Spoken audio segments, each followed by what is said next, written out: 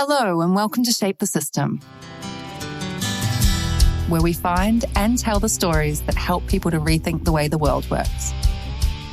We interview people from all over the world who are helping to change our systems for the better. Shape the System is an independent podcast with support from KPMG High Growth Ventures, who help ambitious founders and their teams scale up for success. More about KPMG High Growth Ventures after the interview. We hope you enjoy this episode. Hi everyone, welcome back to the show. Talking to Stephen Brittain today from Insurtech Gateway.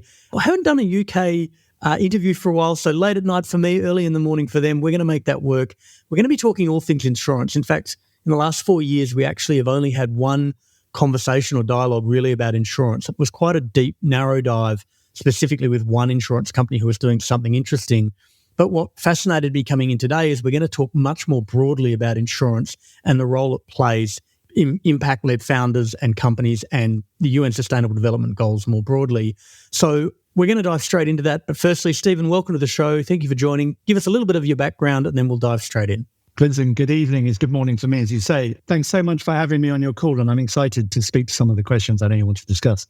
So I am a former industrial designer who got really into solving big problems and found myself up against, sort of, I guess, graduating into the system change space because the stuff I wanted to solve got bigger and bigger. And I found myself getting more frustrated about the things that were stopping me make it happen. And I was looking, many of the things that had stopped me developing some of the big ideas I was having were around risk. My ideas were too risky. The environment thought it was just not backable. And so I started to really focus on risk. And then risk inevitably led me to the insurance space. So I still regard myself as a novice in the insurance space. So I'm now 7 years in. But I met an insurance entrepreneur, which is an unusual character culturally, you can imagine in the space. I met an insurance entrepreneur who really gave me the time to understand the tools, the risk tools behind the insurance industry. And together we've used that to make what we're doing today is the Insurtech Gateway, which is a launch platform for people with big ideas in risk and insurance. Got it. And we're going to get into Insurtech Gateway in a little bit of detail a bit later on. I do want to come back to just something you said right up front, which was kind of this leapfrog from industrial design, which we were talking about before we even jumped on the show, into risk. We don't normally break this down at the start of the show, but I'm actually super curious about that. Can you just give us a little more color on that? Because let us know. I mean, industrial design is fundamentally a process where you take engineering and you, rather than start with making, you start with need. And the process I learned, academically and in design agencies was to work out what people want next. And so it was really the art of, and more like the psychology study and the insight study of what people need and how to get it to market. And that discipline of saying, how do we get this new solution to market and what do people genuinely need, was the beginning of a kind of an innovation process.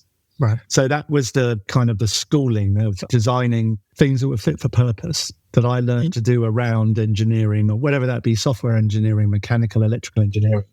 And it was in doing that you realized that you were up against what the industrial designers would call ergonomics, things like harm reduction and safety features. You realize that the safety features only as good as what the business and the ergonomics were only as good as the insurance behind it, the risk protection. Fascinating. So if I said to you, here's a product with a 10-year warranty, that's because I've already thought about the robustness of the product, but also the robustness of the maintenance and the system behind it. Interesting. That if I sell you a phone, then I've got a way of refreshing the battery, refreshing the components, and that's all been designed into the industrial design system. So I realized that they were inextricably linked. Fascinating. And so, and then you kind of leap from there into thinking about insurance and risk as a category on its own to enable a whole group of kind of innovative founders. I want to get to some of the flavors and examples of that a bit later on. But we always roll everything up to the UN Sustainable Development Goals. And I mean, some of the first that come to mind around things like sustainability and kind of taking the other lens is, if we're not acting in a sustainable way, we're starting to see, huge amounts of kind of variance and, I guess, volatility in systems. Let's call it an environmental system as an example. And this is a lot of what risk allows for, understands and covers for. So maybe give us a little more color firstly on just how insurance and risk kind of ties in and links with the UN Sustainable Development Goals, as you said. So somebody sent me a report not so long ago, and it was the overlap between insurance. Let's call it risk for now, because sure. I think insurance in our minds is a policy that pays out in the event of a loss. Right. And I think that what's different between the insurance that your listeners will be familiar with and the insurance I want to talk about is that the revolution of data around risk and distribution of that knowledge and distribution solutions mean that this is a far more dynamic thing than those pillars of concrete and glass. This is anticipating risk, preventing risk, rapidly recovering from risk. So I'm just going to go to that framework. So I've seen that 17 development goals. I've seen nine very strong overlaps within those kind of risk models, where we can look at moments that at the extreme end of need, we might have humanitarian crisis, where we've had a drought, or we've had some kind of, a heat wave, a flood, a drought, and we've got a humanitarian crisis. And there are statistics that would indicate that an insurance-backed or a rapid payout is more effective than an aid payout to solve some of those humanitarian crises, which means funds at the ready if a particularly measured event. So if you think about the math behind that, it might be if there is no rainfall for 2 months, then $1 billion goes into a region. Right. And that is a mechanism where somebody has assessed the relative need, a humanitarian need versus the economic recovery need, and has made that an automated solution, which is different to an aid solution, which, I mean, there are some studies you could read, and I think it was in ARC, Africa. I can't remember what ARC means at the moment. So I'm going I warned you about going into rabbit hole. Into the rabbit hole. Let's do it. No, but sorry, I think it's the ability for us to now forecast and anticipate some of those crises, and put in some kind of foresight product that allows us to throw money at the problem in a very quick solution, so that we can distribute the aid very quickly, and it can be highly targeted. Yeah. So I think some of those models are very obvious around, alleviating poverty or and hunger and those kinds of goals. You can directly map those models, those risk models, into those kind of problems. And I think that there are nuances within those which might touch things like gender equality, such as what is the channel for which that money is then returned? So who is the recipient of the funds as that comes in? So does it go to the chief of a village when there's a drought, or does it go to the matriarch of the local community who distributes it fairly amongst all the people that need it? And so some of those things help us. You can see how within those mechanisms you can design in aspects of the development goals to make sure that that they are met. I want to come back to something you just said before, because I kind of always look at these kind of systems change and trying to understand a system in an analogy. And what's kind of come to the thought process, just as you're explaining that, is in looking at risk and looking at data, what you're kind of reversing the polarity of what we would typically think of as insurance as there's a whole bunch of data used to work out if a thing happens or not. And if it does happen, then we will pay out a certain amount. And that's actually counterproductive or less productive to actually think where might resource be needed to actually stop a thing from happening, minimize the impact of something happening, or better attempt to, avert the thing in the first place. And so it almost feels like the same way a CEO or a country or a government or even a community might think about capital allocation. They're using data and risk models to better understand how to allocate capital. Have I kind of landed on that a little bit? You've landed bang on it. Thank you. This is the real conversation we want to have. No, well done. So, I mean, the headline for this is protection gaps. Right. I mean, with all of these, we see there is a protection gap, and it's very often the case is that it's too expensive to deliver a traditional insurance product. So actually what we should be looking to do is to find ways in which we just reduce the protection problem. Right. So, and that could be thinking around reducing the risk in the first place. One of the challenges we have with a highly industrialized product, an insurance product is like any product, hugely refined, 300 years of development. Like there's not a thing they don't know about giving you a good insurance product. But then you ask yourself, why is it not being distributed in some of either the high niche areas, like why are we using it for cancer? Or why aren't we using it for smallhold farmers in the Philippines? And there are two different reasons. The first one is we can't get a proper understanding about the risk and the ways in which to prevent it in the cancer case. And in the case of the pharma, it's just they're so fragmented and so hard to get to them. The cost of distribution is so high. Now, certainly with the latter case, we've got, you put a smartphone in every smallhold farmer's hands. What you don't say to them is, do you want to buy cheap insurance? What you say to them is, that there's big rains coming next week. Why didn't you hold off on our harvest? Right. Because we're trying to close a protection gap. Mm-hmm. And if you can hold off on our harvest, you're far more likely not to ruin your, the planting. You're far more likely not to lose your seeds. Sure. You're far more likely, and the risk is being designed out at the front end. Yeah.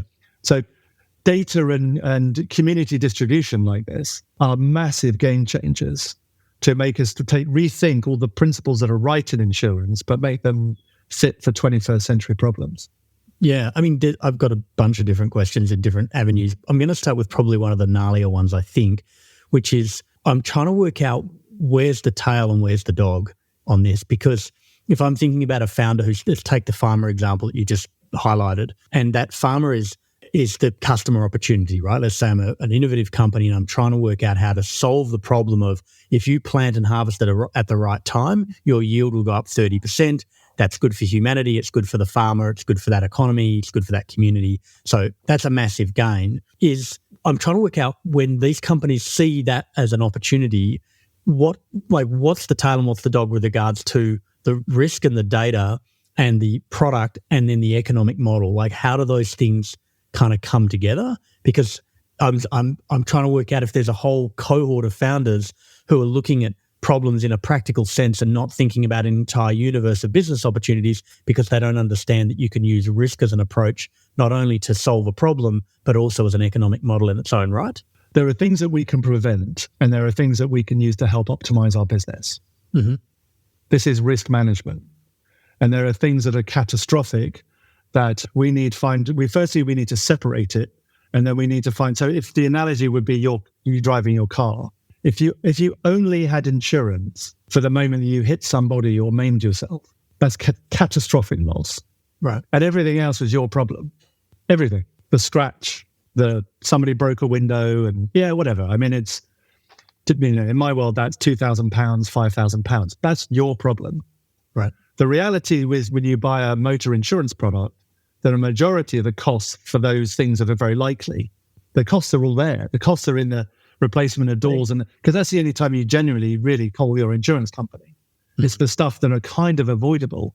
So the reason I'm separating this out, and I've gone to this effort, is because when you're now speaking to innovators, the idea is to understand that if you could separate. So firstly, let's look at any of these systems we've talked about. Let's pull out the catastrophic loss component. And then we'll basically look at the unfortunate events. And the unfortunate events are the ones that we can manage. Mm. I look to founders in your audience to say, I think we can find a way in which we can design out risk. And I'm going to give you a practical example coming from my background outside of the show where we have a finance related business. But point being is that there's 11 million households in Australia, for example. There's probably 35 million in the UK who are paying down home loans, and they have a risk to them that they either, completely unable to work at all and therefore catastrophic in their terms, in terms of that particular kind of context. But the day-to-day is more the challenge that they're facing around ensuring that there's continuity every single month and they don't ever miss a month. And it's that whole spectrum of potential risk of, well, you could insure that in a catastrophic way, but what you would be better off doing is utilising the data to understand what set of behaviours and what set of context or conditions lead to these potentially avoidable along the way outcomes, which are equally damaging either financially, emotionally, behaviourally, systemically. But the data can be used to actually make those less about trying to ensure the loss of those, but actually change the behaviour and change the outcome so that they just don't happen in the first place. Is that this kind of the other half of insurance that perhaps most of the mainstream or traditional insurance doesn't, entertain anywhere near as much as perhaps they could, and that's where the room for the innovation is? Well, I think it's just so baked into it, current insurance products, we probably don't even notice it anymore. So that, the principles, everything you just said, yes, that principle of the customer has a certain responsibility to pay here, to not be daft, to use an English word, to not do silly things. It's just, You probably notice that the subtlety in today's insurance product, the mundane stuff that we're talking about, cars and houses, like, have you got locks on your windows? Right. Where are you relative to, what's your postcode? As in, where are you relative to flood zones? These things are all in very complex pricing models that have been understood, because if you do lock your windows and you are away from, and how old is your, heating system and your plumbing system? Because this is where all the risks are in your house. And then we can give you a quote. And also, what sort of person are you? Are you likely just to keep making quotes rather than sort your own house out? Mm-hmm. Are you somebody that says, this is my problem, I'm just going to do another policy form, as opposed to, why didn't I just modernize my windows, and why didn't I just do those things? So there are sophisticated models, because these things have evolved over 100 years. Now you take that same blueprint and say, actually, it wasn't just about price, was it? It wasn't, why did I get $100 quote from this company and $120 quote that company? Probably because they knew they've got data about me and my behavior in my house and where it is that meant that they had a bit more information than the other. So that's what's going on behind the scenes of a quoting of a really mundane product like that. So now unpack that and say, right, now we need to solve for offshore wind farms. And where are we going to put it? Where are we going to put the first offshore wind farm in a given, coastal water? All those fundamental things are at play here. Have you chosen a smart place to put it? Are you taking the right precautions in terms of where you're putting your onshore energy converters? Are you, have you considered the floor of the ocean and the movements of erosion underwater? Have you considered all these things so that you can get a pretty clear idea about if you were to view 100 potential sites, you've got an idea of which one would come online first, which one's going to be most sustainable against, in strong weather. And that's because you've got a real understanding about the external factors and about how the engineering team have thought about where they put it and how they designed it around that environment. Yeah, all the same thing. I just think we've forgotten how smart we were at the beginning. Right. Or also you can get 100 years worth of data in probably 2 or 3 years for a system that, 30 years ago, there were a minuscule amount of wind farms. Now it's one of the largest amount of new energy generation is wind and solar. So the amount of data that we have on understanding how these systems perform, where they degrade, where they break down, where they stop performing, that data is available. And what's missing is someone to take that data and then turn that into, in this case, a bespoke product for wind farm operators to understand how to better either optimize their wind farm or be ready for any kind of ongoing or catastrophic type of failure. And so are you seeing this in terms of kind of the broader risk opportunity? The one that Insurtech Gateway looks at is about founders who are trying to service new markets where there are people who are trying to do things and need to better insure or account for the risk? Or is it also about going to innovative companies and saying, if you apply these principles, then insurance products can be built. You don't have to become an insurer, but you have to be part of, kind of joined at the hip with, some form of risk or insurance product to enable you to do this level of innovation, because otherwise you're basically, you're massively exposed, and that will affect your ability to attract capital, attract resources, provide certainty. That just basically your 10-year warranty example that you provided right up front. I think the answer is yes to everything, but I'll try to be a bit more specific because for me, this is about, we enable the creation of risk products. So if you're a founder, and the typical scenario for me would be, you have teams who for example, have been in a particular space. They've been part of a company that might be developing a wind farm, and they might be developing, a great transferable example would be a group called Guardhog, and they were looking at short-term rental, like they were serving Airbnb. They were doing premium Airbnb, and they realized that there was a restriction in the growth of that sector. That risk was holding them back because people weren't putting nice properties on it, right? And customers were not, guests were not trusting when they get there. It was what they said it was. It was just a trust problem in the system. So and I use that purely in terms of what am I looking for. They chose to step out of that industry and build the products that the industry needed. The insurance products, the risk products. Yeah. So they stepped out and built both an insurance product and a risk prevention product. So they created a risk profiling tool, and they created an insurance player that would purely serve hosts and guests. And the risk product has scaled much faster than the insurance product because it was so quick to adopt. The behavioral part of it was so much faster to adopt than the insurance sales piece. But that's a classic example of a group with a deep understanding about a certain segment that's growing at speed. And I've got the same example in an offshore wind farm development team who stepped out and said, we need to build the risk model because the risk model is going to unlock developer investment. Right. And to your second point is that they didn't set out to say, we really want to be an insurance company. They just said, we need, I'll be trying to be specific here. They said, we could build a risk data set that we could sell to the insurance market. Right. We've got a single data set that might be useful for somebody looking at that space, so we can license that data. Or we could become some kind of broker between the industry and the insurance sector. So in our portfolio of 30 live companies, we've got a mixture of data providers, model providers, and insurance brokerages with a very specific niche to serve some of those areas. And the common thing is that they didn't come from the insurance market, any of them.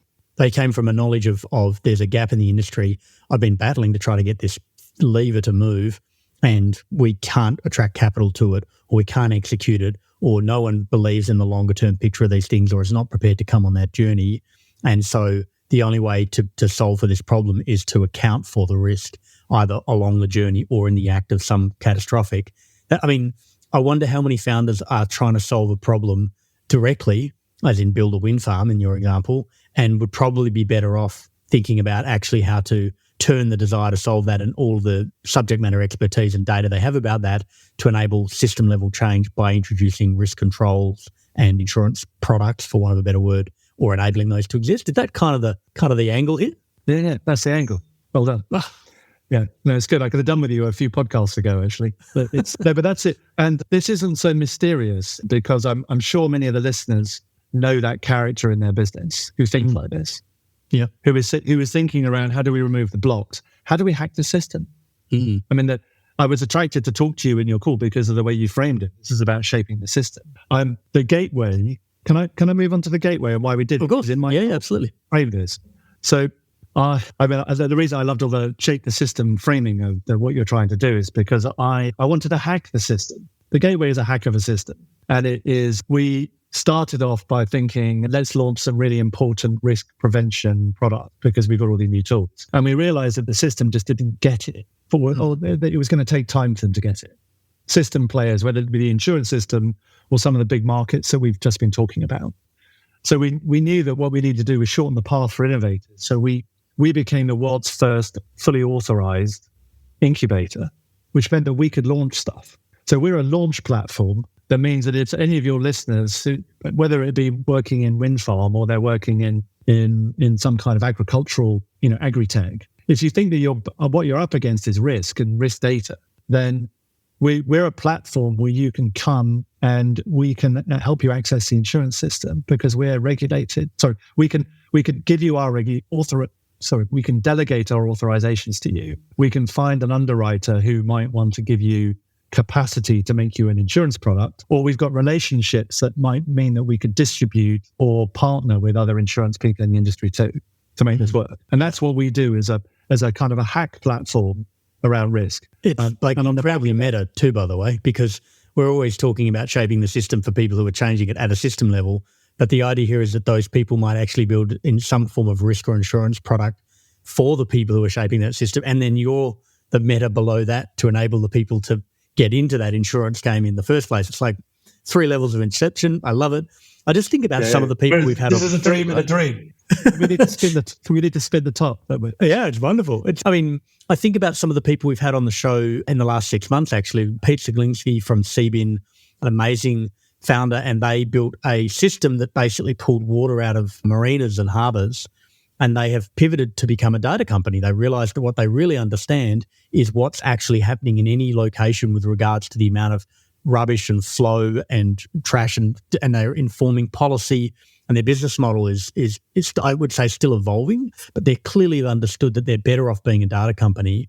And I think also about Stu from Agronomy, who was on the show just about 3 or 4 months ago, and he is essentially building a whole set of data tools to enable farmers to make better decisions about what's actually happening on their land, not what's happening generically, what's happening in the weather in New South Wales, but in their 270 270 acres where they're farming this particular thing, exactly how does the water flow and how does the soil work and what's happening with the regeneration so they can make decisions. And if you think just about just those two examples where they could actually say, well, maybe what we need to be doing here is leveraging our understanding of how these systems work at this micro level to actually build a risk product for a stakeholder to that system, which may be the farmer, but it may be the council, it may be the local government, it may be the person who sells tractors to the farmers who are utilising that data to understand how to better engage. I find that absolutely fascinating. I want to know, you just said right up front there was like 30 companies in the portfolio. I know you don't have any favourites, but give me a couple of the ones that you're like, these are the ones that I typically talk about because it's fascinating what they're doing. It's so hard to go from what you just... I've tried to relate it to some of the things you just said, of course, because before I go into the favourites, can I talk about I just want to frame it before I go into the examples, because there are two things that we've talked about, and those two examples you gave me are around, I want to show you, just wanted to tell you where there's a risk intervention, because you gave me such a good example with the clearing out the harbour, and I really wanted to grab that. Do you mind? And I will follow that with a couple of examples, because I think that for me there are two things here. One is when you've got data on something like that, and I desperately want people to understand it who have got to that point where they realise they're in the data business. The data is why, because there is probably an insurance business case you could use to leverage that data. That's why there's value in the data. So there's one reason why there's value in that data, which says that in the event that the rubbish gets to a certain level, we can call this a catastrophe and we can release an insurance payout.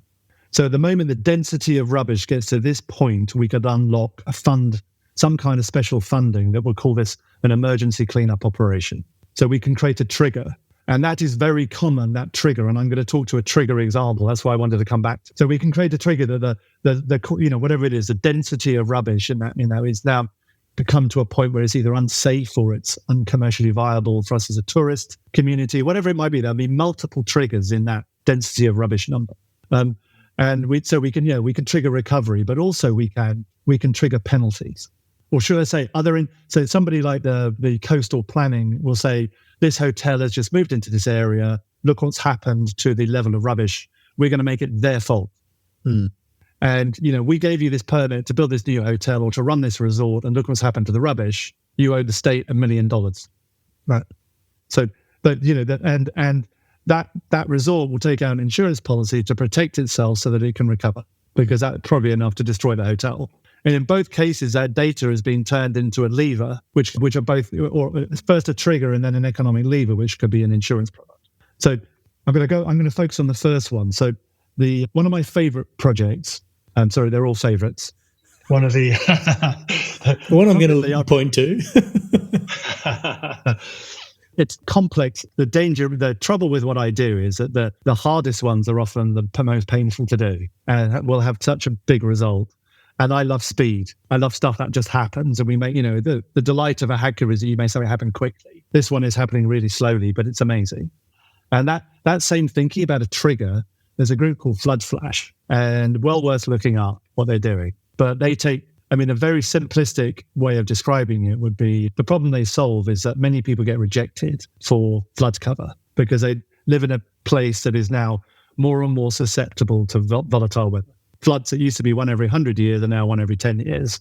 And they're higher and they're meatier and it creates all sorts of problems. They are piloting in the developing world, but clearly got global application. But they work off trigger, that first point I made. So instead of saying to the insurance company, hey, could you give me flood insurance for my building? They say, could you give me flood insurance for flood between 0 and 1 meter in height? And I'm going to put a trigger that pardon me, sorry, I got this wrong. They can give me insurance for a flood over 1 meter in height. So put a sensor on the wall of the building that's being insured. And if it's 0.5 meter, there's no payout. It's just an unfortunate event, something I can recover from. If it gets to 1 meter, there is an agreed capped payout.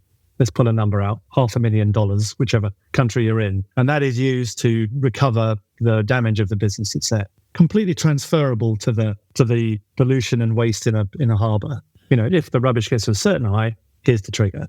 They have managed to take a problem that takes 3 or 4 months to get money paid out in the event of a flood. They're paying in 6 hours. Wow. So 6 hours later. So in the case that they've described, imagine the secondary, tertiary problems that happen around having a 1 meter flood. The smell of the place, the business is done. No one's going back to work. So you sit there for 3 months and you're waiting for the money to come in so that you could re-establish your business. They're paying out in 6 hours, which is the critical solution, which says, I can get myself up and running. And because it's a meter, they've also the people who are in that business know that they should think smart about the sub 1 meter. What are we going to do to mitigate it? So the behavioral change piece is that the people in the buildings are lifting the electrics, the expensive equipment up over a meter, because then they're putting less onto the insurance policy and more into their own thinking about how do we make ourselves more resilient against flood. So that model is completely transferable to how do we make sure that we just manage the data. I mean, I'm sorry to pick on this example. You gave it to me earlier, but I wanted to show the transferability. Why I love that model is because it's called a parametric model. The clever thing is they put a sensor on it, which is a local measurement, which is classic startup space for local data collection and gathering and sensors.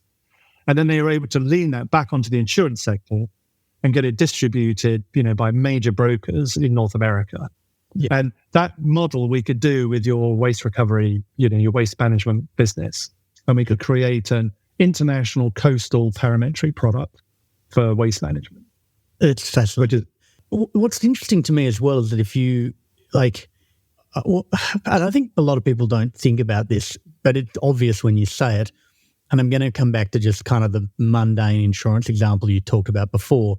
No one wants their home to be broken into, right? Realistically.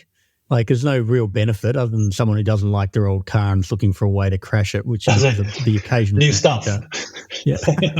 No one wants their home to be broken in. No one wants to pay out onto it. But the current insurance models kind of feel a bit like models that don't discourage both actors from trying to work out how to minimize the low value, annoying stuff, minimize the risk of them happening, and ensure continuity as quickly as possible for the high value, low frequency stuff that honestly no one's able to prepare for this stuff.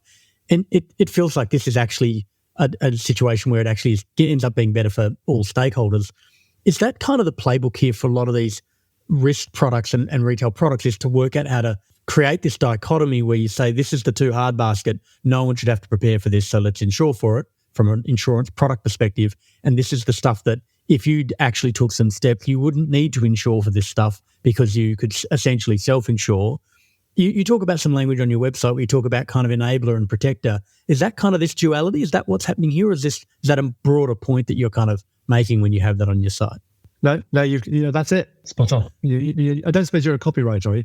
No, you've really got the gist of it. And I think the art of what we're doing now is to recognize where we can find problems to solve that don't require the education of a market. Mm. The startup, the startup playbook in all of this. So yeah, you've completely, you've understood what we're trying to do. We see 600 businesses a year, and we look for founders that recognize that have got some kind of domain expertise. That mean that they're not going to say to us, what I need to do is to teach everybody to park better.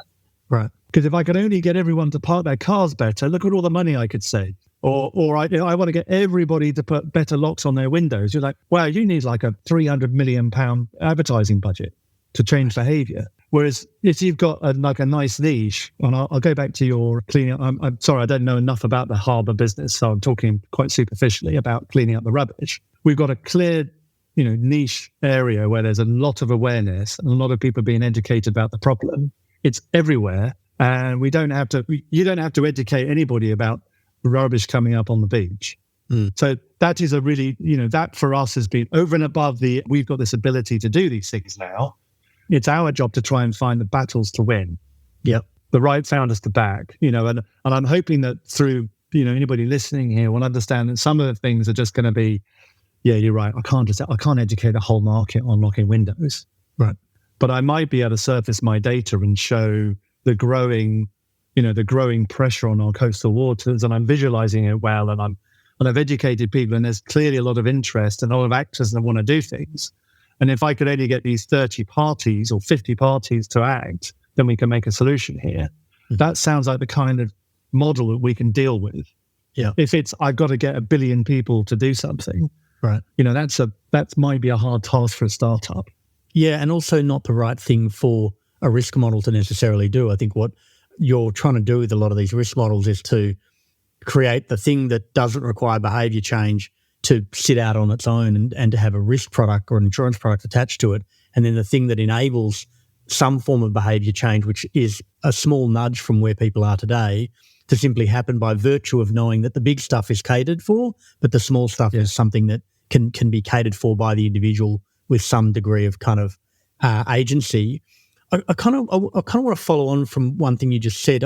I'm trying to understand the practicality of how a founder kind of engages with this model, because I mean, someone who's deep in waste in water or flash floods has a huge amount of domain expertise around that. Maybe hasn't even considered insurance, but now is thinking, wow, this wasn't even a thought process. What is the process that they're going through, not specifically with you, but use you as an example, to actually bring something to market at all? I was about to use some real examples of people that have come through the journey, but I'll talk in a more abstract way. I think there are groups that have, for me, this whole thing is driven by impatience to solve the problem. So we meet typically the people who jump out of an emerging industry or sector. It's about new and high growth spaces. So it'll be, I've been working in e-commerce for the last 10 years. We've got a trust problem. If we want this thing to really, reach its potential, then I realize we're going to have to start thinking with a kind of more of a risk mindset. So they tend to be the grown-up in a nascent industry or a nascent sector. And the grown-up has either been at the front line with the customer and going, I just can't give the customer what they want. And I feel like I'm recycling the same story. What they really want is a bit more, they're coming up against the late majority. Do you know this term? Yep. We've been selling to the early adopter. So here's another example of, that who's got a Tesla and who's got a solar panel in your town?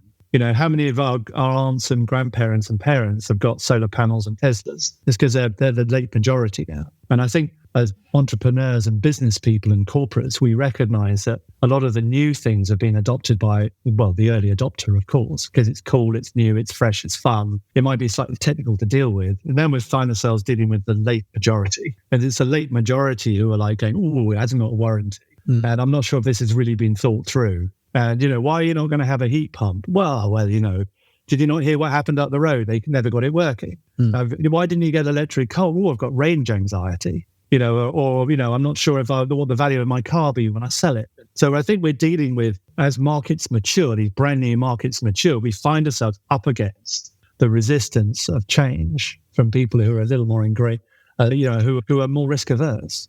And when you're up against risk aversion, you've got to design out the risk. So maybe that's, I've gone the long way around to speak to this, but I find myself, how do I make the adoption of heat pumps? How do I solve for heat pump adoption? Do I make cheaper heat pumps? Maybe. Is there a new technology of heat pump that is slightly more efficient? Yeah, but that's not going to make my two neighbors do it. Right. That's not the problem. The problem is they want a 25-year warranty because they're taking out a 25-year loan and they can't get the 25-year warranty. Of the heat pump's actually going to do what it says it's going to do. They want their yield protected. Some kind of yield protection, to get a guaranteed kilowattage, which means that the supplier will just replace the technology invisibly. And who cares what technology it is? I don't care. I just want outcome. And, more service models is what people want, who in the majority. So I think it's the front that it is. I called it taming unicorns years ago. But, this kind of, why is my Uncle Bob not an Uber rider? Because he feels the uncertainty. He'd love the flexibility of riding a bike and driving a car, but does he want strangers in his car, or does he want, as in it's these things are all ailments of real scale. Is that not everybody wants this new stuff? And I think that, so the thing I've learned, certainly, I know you probably speak to lots of technologists and scientists, and I came from that background too. If you really want to make change happen at scale, you've got to make sure you're listening to the late majority. That's what that's where a lot of people come to us. That's fascinating as an insight in terms of being able to, I say this to a lot of people who are working in sustainable e-commerce, and whatever it is, it could be fashion, it could be, if you produce the most sustainable thing and only 0.5% of people want to buy it, or can afford to buy it, or will buy it, then your ability to have any impact on whatever system you're trying to do, from, soap to solar panels, it just isn't going to be there. You're never going to have the impact. So to your point, the absolute nosebleed and the early adopters are really, you're going to get them anyway. They're going to be attracted to it because it's new.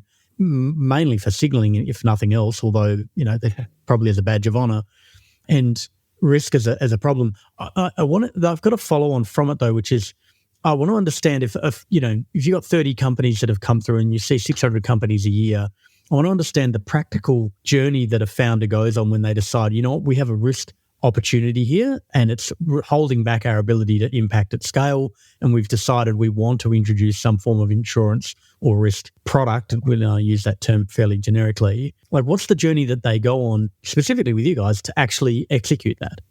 I think there's two answers to that question. There's a kind of intellectually, where have they got to, right? which I know we've just covered, but there's a sort of what's the steps of getting support. So intellectually they've made a case in their head that the only way to solve this problem is to really get their heads around risk.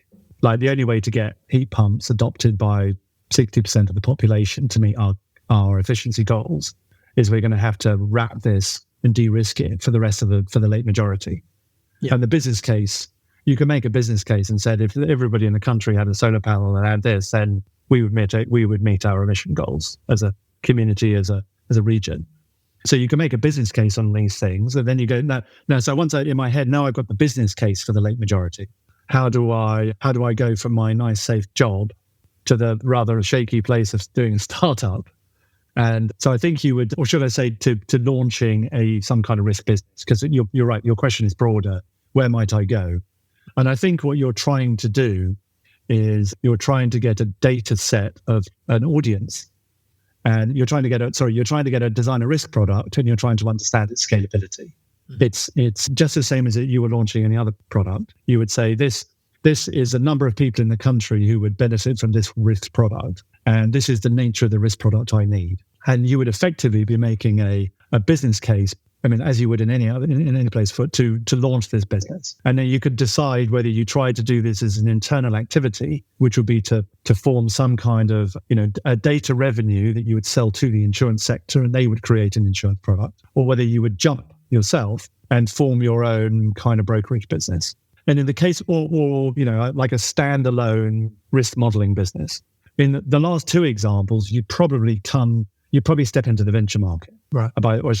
Market's a brave word to use. You would be looking at some kind of venture capital backed solution, because you need to go faster than the business you're in. Yep. You need to go faster with a different kind of help. So groups like us, you can look around the market for people that you can go and talk to people who are already doing risk products in the space, specialist insurers, maybe your own insurer, and say, can you help us to develop something special? Or you could apply to us, and you would tell us, you would characterize the market opportunity, and we would talk to you about what the product might be. So the unusual thing about us is we get involved in that early product discussion. Yep. What is the business model around risk for you? You would help us understand the distribution and the parties involved, the market view. We'd help you with the product solution. And that what the incubator does is marry those two together. Mm-hmm. It helps you go through that first phase of like, this is our product market, kind of fit. This is our space. These are the risk products that we might be wanting to develop. Some of it might be pure data. Some of it might be authorized and regulated and need to be wrapped in some kind of model, which we could do in our launch and piloting facility. And we probably need some help to get it and launch it, validate it, with a view that we could then take this thing out and scale it using venture capital money. So that's been that's the journey that I understand well, which is why our team filter very much looks to line up things at the front end that look like domain expertise who have uncovered a new piece of risk, who need to go out and work outside of their current environment, or probably in a collaborative way between themselves and the insurance sector, some kind of purgery space called Insurtech.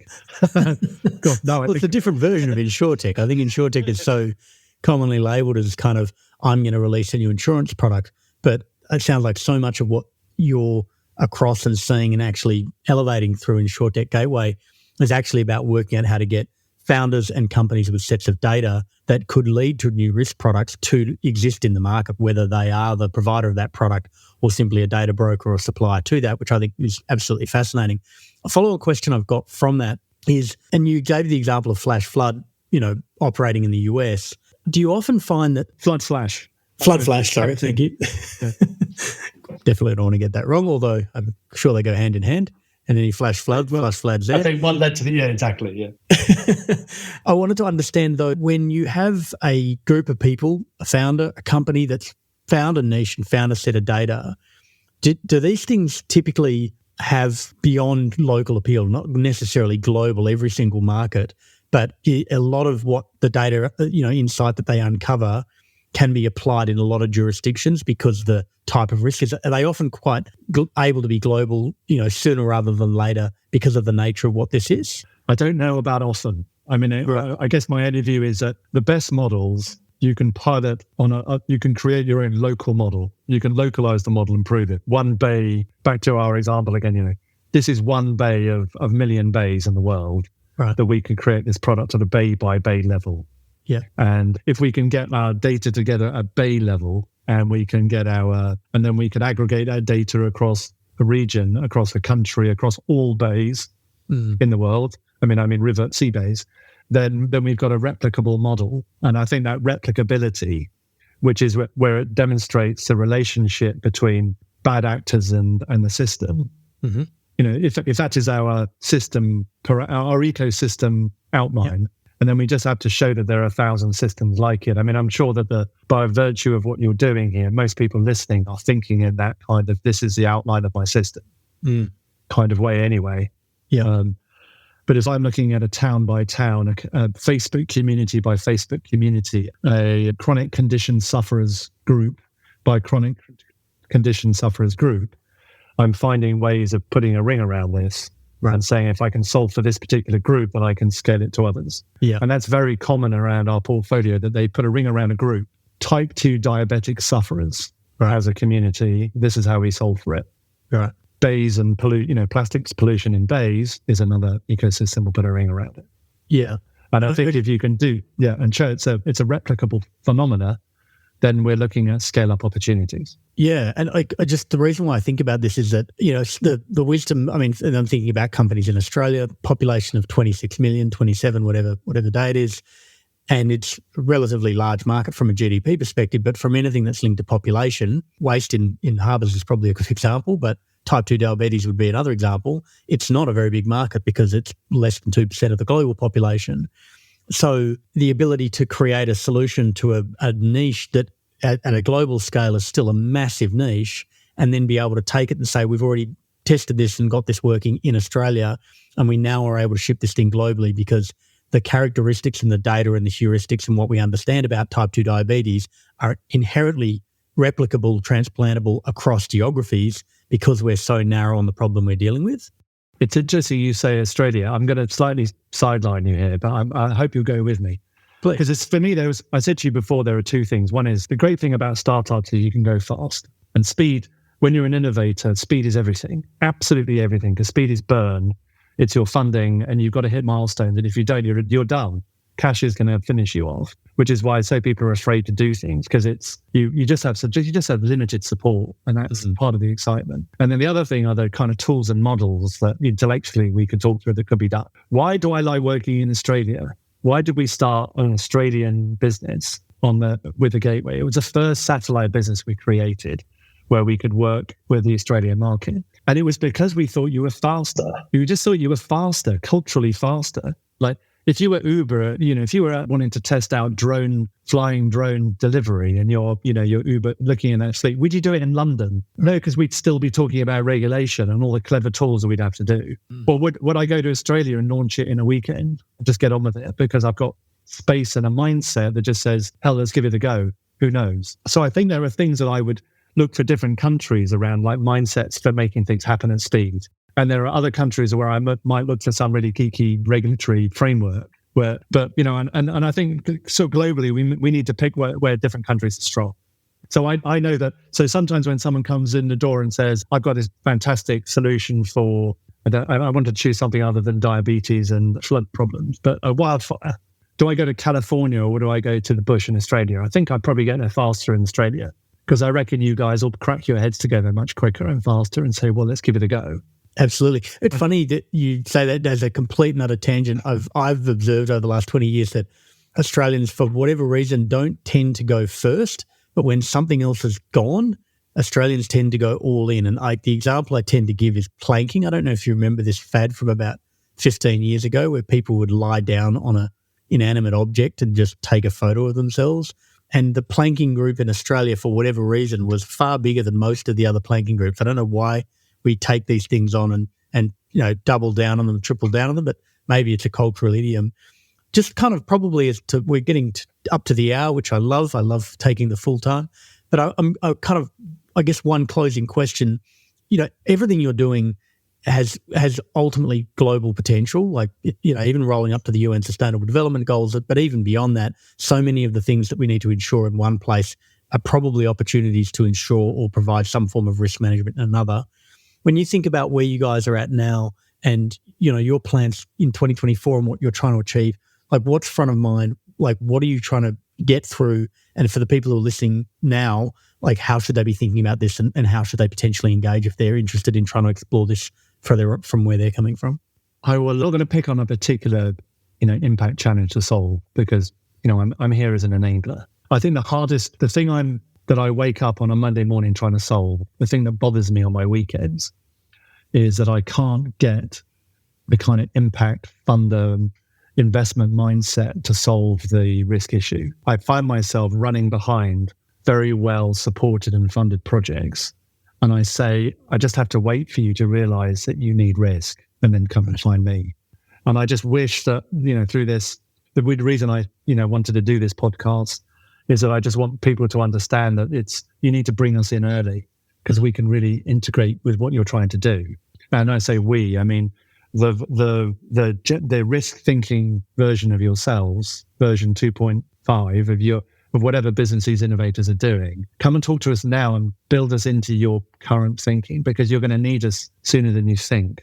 And you're going to come up against these blocks because we're coming up everywhere. So, and I, as a business owner, I really struggle to keep up with these conversations that are so well funded. And I'm not. So I would really like to find kind of insurtech risk management businesses that are also funded by the impact budgets.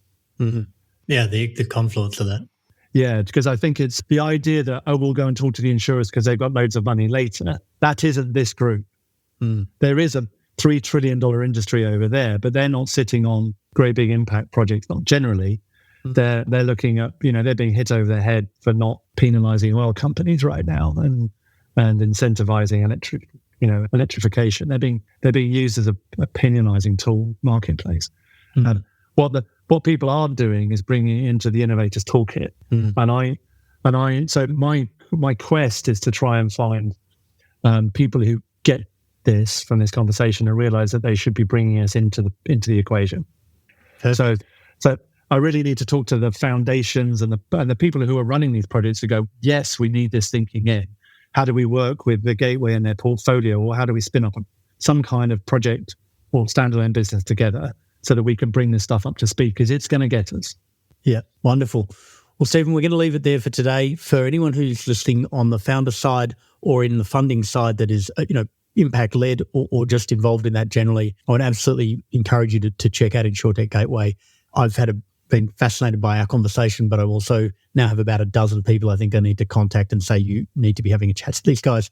We're not often like trying to shill something specifically, but it's been an absolute eye-opener having a chat to you today and really sparked a whole bunch of ideas for me personally, but also for a bunch of the people who I'm probably going to be talking to right after this. So thank you very much for coming on the show. I'm sure we're going to talk for another hour, and I'm looking forward to seeing what the next flood flash that comes through your gateway.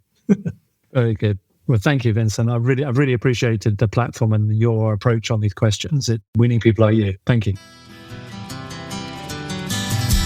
We hope you enjoyed this episode of Shape the System. As usual, if you'd like to suggest a guest, someone that you know who's helped change a system for the better, please go to www.shapethesystem.org, click on the top right-hand corner, then click Suggest Guest. Make sure that you click subscribe so that you get the new episode. Shape the System is an independent podcast with support from KPMG High Growth Ventures. Connects founders to the services they need along their journey. Whether you are looking to refine your strategy, mature your finance function, prepare for a capital raise, expand abroad, or simply comply with regulatory requirements, They provide you with the support you need to drive your business forward.